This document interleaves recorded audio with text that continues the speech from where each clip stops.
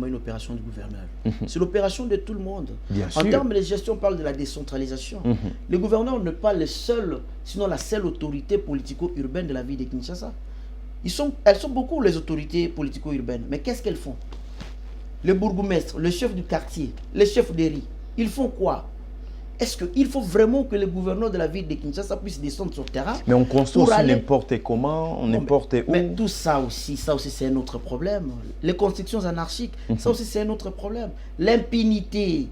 Le jour qu'on va commencer à sanctionner des gens, vous construisez très mal, vous énervez les prescriptions urbanistiques, les prescriptions environnementales, on sanctionne, on punit, vous allez vous rendre compte que les gens auront peur, les gens seront transformés, ils vont respecter l'environnement, ils vont coopérer avec l'environnement.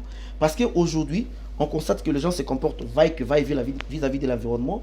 C'est parce qu'ils ne sont pas inquiétés, ils ne connaissent pas l'importance de l'environnement. Ils ne savent pas que l'environnement nous rend des services écosystémiques. Ils ne savent pas tout ça.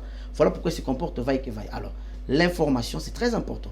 Des chaînes, des émissions pareilles. Ce sont des émissions qui devraient par exemple être sponsorisées par le gouvernement provincial. C'est-à-dire qu'on fait une émission comme cela, on voit peut-être les logos de l'hôtel de ville, on voit peut-être une phrase là qui défile à tout moment pour parler de cette opération. On sensibilise les gens, on donne des moyens dans les chaînes de télévision pour parler de cette opération Kilbopeto, d'inviter plusieurs invités, plusieurs experts pour parler du même sujet.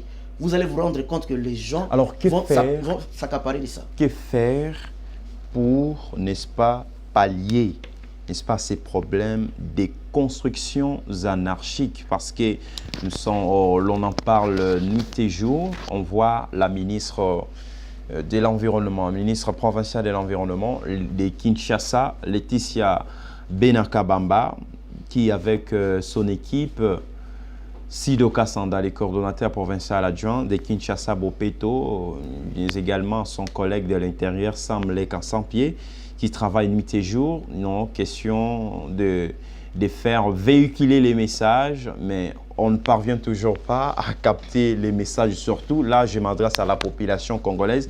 D'abord, la question, c'était de savoir comment faire pour pallier à ces problèmes de constructions anarchiques. Est-ce qu'il y a une loi qui régit cela?